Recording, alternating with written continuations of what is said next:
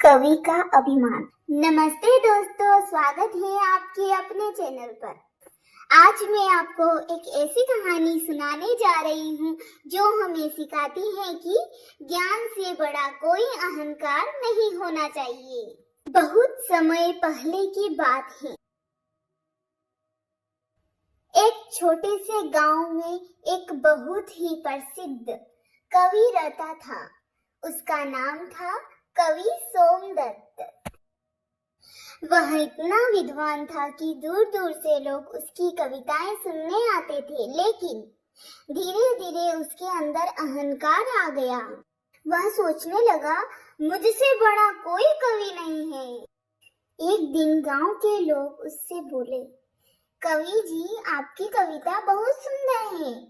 कवि मुस्कुराया, लेकिन अंदर से बोला, यहाँ तो बस मेरी कला का एक छोटा सा हिस्सा है, मैं तो सबसे महान हूँ। अब वह दूसरों की रचनाओं को छोटा समझने लगा। एक दिन गांव में एक साधु आए। उनके चेहरे पर शांति थी, आंखों में गहराई। लोगों ने कहा, ये बहुत ज्ञानी है। कवि ने सुना और हंसते हुए बोला, देखते हैं मुझसे ज्यादा ज्ञानी कौन हो सकता है।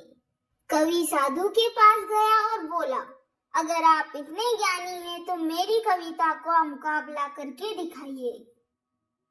साधु मुस्कुराए और बोले, ज्ञान मुकाबले से नहीं, विनम्रता से बढ़ता है। लेकिन कवि नहीं माना। साधु ने कहा, ठीक है, मैं तुम्हें एक छोटी सी परीक्षा देता हूँ। अगर तुम इसे समझ गए तो मैं मान जाऊंगा कि तुम सबसे बड़े कवि हो। उन्होंने एक सरल सा वाक्य कहा, सच्चा ज्ञान वही है जो अहंकार को खत्म कर दे। कवि हंस पड़ा, ये तो बहुत आसान है। लेकिन जैसे जैसे वह सोचने लगा, वह उलझता गया।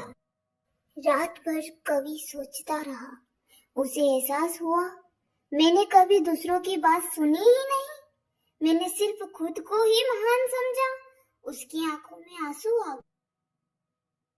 सुबह होते ही वह साधु के पास गया और उनके चरणों में गिर पड़ा। मुझे माफ कर दीजिए, मैंने अपने ज्ञान का घमंड किया। साधु मुस्कुराए, अब तुम सच्चे कवि बन गए हो। उस दिन के बाद कवि सोमदत्त ने कभी अहंकार नहीं किया। अब वह दूसरों की रचनाओं को भी सम्मान देता था और उसका ज्ञान और भी बढ़ गया। तो दोस्तों, इस कहानी से हमें यह सीख मिलती है कि असली ज्ञान वही है जिसमें विनम्रता हो। अगर आपको ये कहानी पसंद आई हो तो लाइक, शेयर, सब्सक्राइब जरूर करें।